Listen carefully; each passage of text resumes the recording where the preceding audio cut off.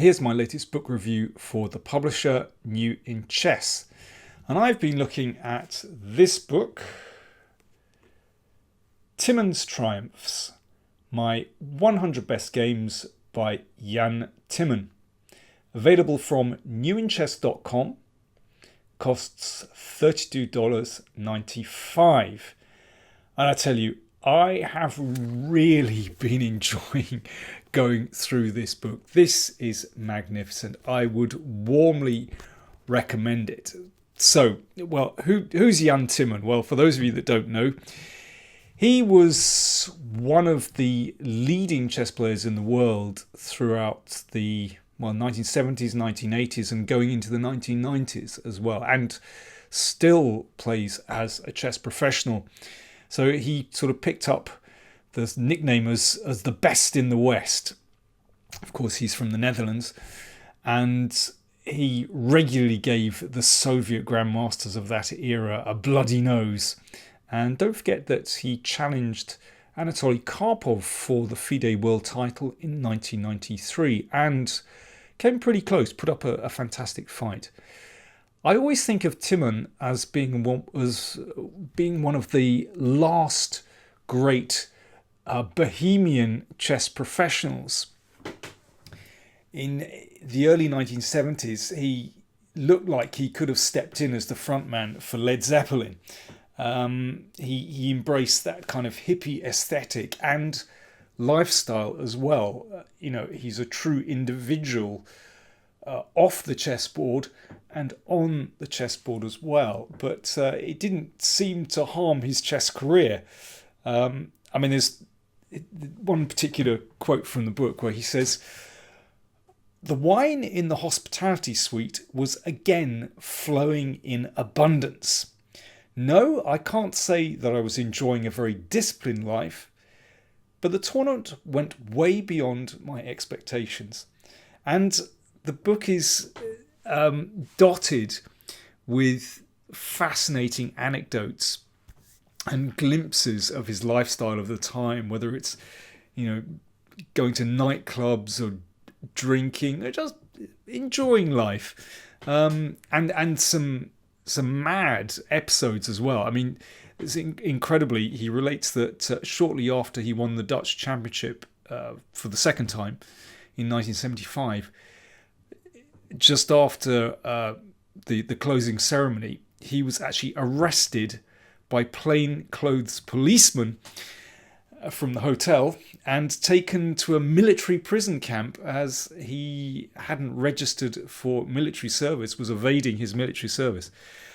Incredible stuff going on in his life. And his games and chess style, I think, reflect this kind of adventurous outlook on life. He plays in a really swashbuckling style, actually, but always underpinned with a great strategic and positional sense. So in this book, we see all kinds of positions, great positional wins, fantastic attacking chess, fearless chess. I think that's a word that's often used to describe his play. Absolutely fearless. Always prepared to sacrifice material for the initiative, for the attack. But also he enjoys great beauty in chess. You can see that, and that's evident in the annotations as well. I should say the games are mainly described with words and not just variations. In critical positions, of course, there are key variations that he gives, but actually it's more, he describes his games very, very well. Well, let me give you a few examples of his games, which gives you just a little taste of his really all-round style. So this was a game played against another Dutch player, Luc van Velde. Timman is white. Perhaps you'd like to have a quick think how you would play with white. In fact, I think the initial sacrifices, that gives it away, are actually very obvious. He played rook takes knight.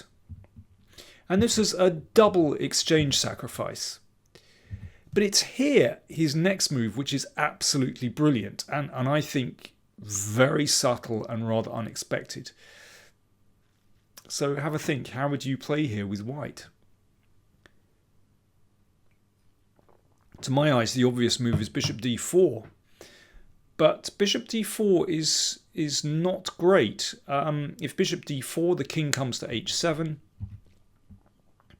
And the rook comes up here and can defend from g6. If you give up, an exchange back, then black could still be winning.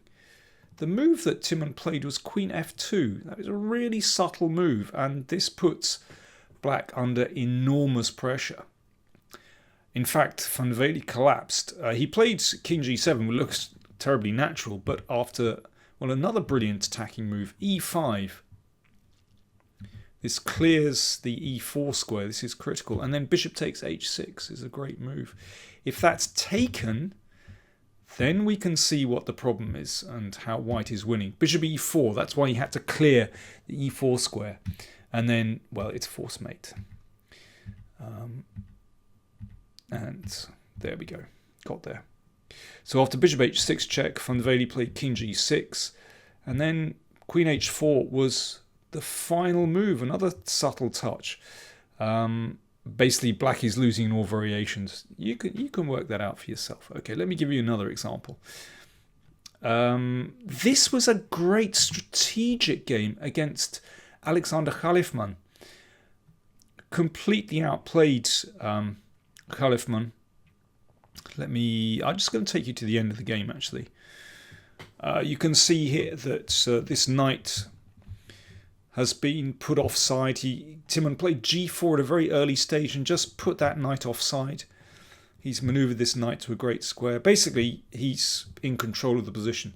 But how did Timman finish things off in this position? There's a really subtle move, and actually throughout his games, you see these really unexpected manoeuvres, it's quite striking actually.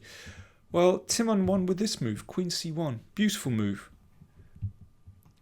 So lining up here, but also bringing the bishop back as well. So basically the threat is to play knight takes e6 and queen takes bishop, and that'll just wreck.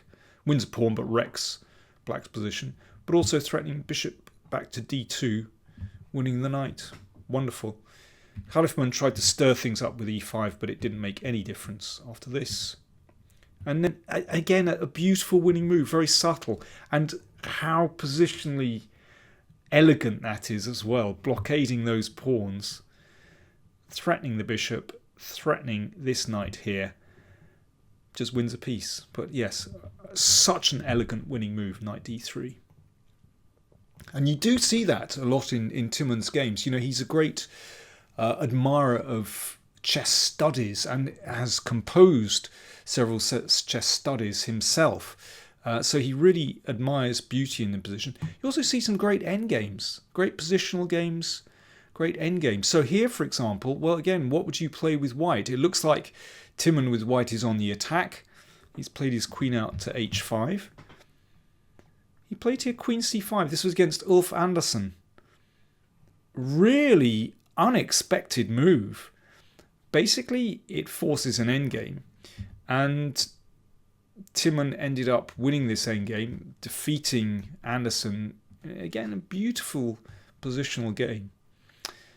But there are lots of great attacks. Let me finish with this one. So this was played against Nigel Short in 1992. Timman with the black pieces. I think this first sacrifice is pretty obvious. Rook takes bishop. But it's the follow-up which is really special. So knight h4 threatens a mate, of course. Queen takes g2. If I can actually mark that out. Yes, queen g2. g3. Knight f3. Now, Timman repeated a couple of times. And now, what did he play to finish the game? Black to play and win. Tell you what, I'll leave it to you. Or even better, I would warmly recommend that you find out what happened by buying this book. Timman's Triumphs, my 100 Best Games by Jan Timman. Just out, available from newinchess.com. and it's a great book. It really is good stuff.